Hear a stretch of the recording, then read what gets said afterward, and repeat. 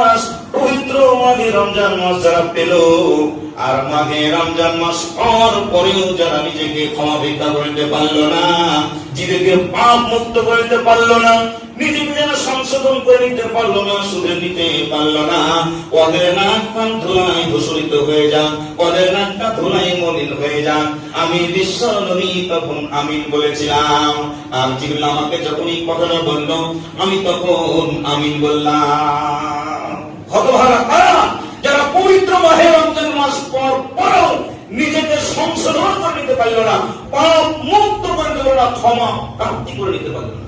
চিন্তা করুন তাহলে এই রমজান মাসের কতটা গুরুত্ব বহন করে। শুধু তাই নয়, পবিত্র মাহে রমজান মাস পাওয়ার পরেও যারা এই রোজার মাসে রোজা রাখলো না, রমজান মাসে খাওয়া দাওয়া করলো, আমি বলেছি শর্ত থাকতে হবে, যদি গর্ভিণী হয়, যার পেটে সন্তান আছে, বাচ্চা আছে, আর যদি দুগ্ধপোষ্য শিশুর মা, যার বলে শিশুর তার মায়ের দুধ খাচ্ছে, মায়ের দুধের উপরই যার জীবনটা নির্ভর করছে, এমন মাকে রুখসাত দেওয়া হয়েছে। এছাড়া পৃথিবীর কোন স্বাভাবিক সুস্থ মানুষ যদি আল্লাহ রমজান মাস পেয়েও যারা দিনের বেলায় খাদ্য খাবার খেল, তাদের গুনাহ কতটুকু, তাদের অপরাধ কতটুকু। আল্লাহ নবী বলছে, আমি একবার ঘুমিয়েছিলাম, আল্লাহর পক্ষ থেকে দুইজন ফেরেশতা আমাকে নিয়ে আসলো, আসার পরে আমাকে বলছে, চলুন আপনি উপরে চলুন। আমার ডানা ধরে নিয়ে গেল এমন একটা গিরিপথে, এমন একটা পাহাড়ি দুর্গম পাহাড়ে আমাকে নিয়ে গেল, বলছি পাহাড়ে আপনি উঠুন, আল্লাহর পক্ষ থেকে কিছু দৃশ্য আপনাকে দেখানো হবে, আল্লাহর ভবিষ্যৎ সম্পর্কে পৃথিবীর মানুষের জন্য আপনাকে কিছু দেখানো হবে। প্রাণের মুসলমান ভাইরা, আল্লাহ রাসূল বলছে পাহাড়ে আমি উঠতে পারো। বিশ্ব নবীর দুইটা রাখানা ধরে আল্লাহ রাসূলকে পাহাড়ে তুলল।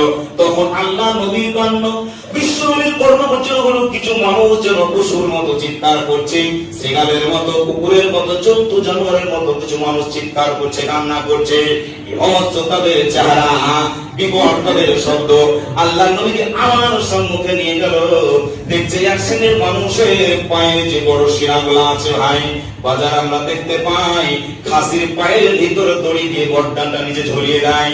বিশ্বনবী বলছে ওই রকম ভাবে এক শ্রেণীর মানুষের পায়ের মোটা শিরার ভিতরে আংটা দিয়ে আকশি দিয়ে উপর দিকে পা দুটো করা হয়েছে, আর নিচের দিকে মাথাটা করে ঝুলিয়ে দেওয়া হয়েছে, তাদের বসটাকে কেটে দেওয়া হয়েছে, আর মুখ ভর্তি গল গল গল গল করে ঝরঝর ঝরঝর করে কষবে ওই জাহান্নামের মাটিতে রক্তগুলো পড়তেছে। বিশ্ব নবী তার নবীর দৃশ্য দেখে মায়া লাগলো, আল্লাহ রাসূল চোখ দিয়ে অশ্রু গড়িয়ে গেল।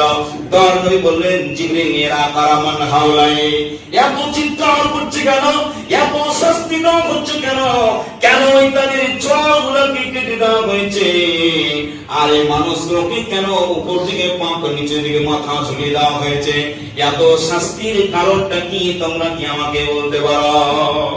আল্লাহর নবী সাল্লাল্লাহু আলাইহি ওয়াসাল্লাম বলেছে এত শাস্তি দেওয়া হচ্ছে কেন?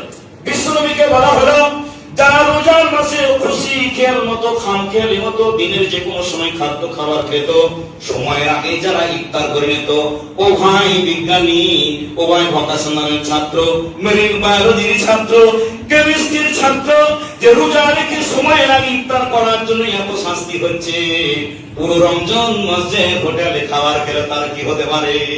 যে রোজা রেখেছে সময়ের আগে খাবার খেলে ভক্ষণ করে ইফতার করলো, রোজা রেখে যদি শৃঙ্খলা ভঙ্গ করে শাস্তি পেতে হয়, 40 বছর যারা রোজা রাখেনি তার কি শাস্তি হওয়া চায়? তার কি শাস্তি হবে? সময়ের আগে ইফতার করে যদি উপর দিকে পা নিচের দিকে মাথা হয়, গাল কস কেটে দিয়ে গল গল করে জাহান্নামের শাস্তি হয়, রক্ত ঝরে যায়, তাহলে 50-60 বছর জিন্দেগিতে কত অজুহাত করলো জানি না। আমরা তো মানুষ, কিন্তু অন্তর জানি ইন্নাল্লাহা আলিমুম বিযাতিস সুদূর, তিনি জানছে সমাজের মানুষকে, বউকে, ছেলে মেয়েকে, ক্লাসমেটকে, রুমমেটকে, অফিসের বসকে কত অজুহাত দিলে হয়েছে সেই হয়েছে, কিন্তু আমরা তো রব নই, আমরা তো সৃষ্টিকর্তা, যে মানুষের অন্তর্যামী হোক। তাই মুসলমান ভাইরা, তাহলে রমজান মাসে মেসেজ নিয়ে আসলো মানুষকে পবিত্র করার জন্য, সংশোধন করার জন্য।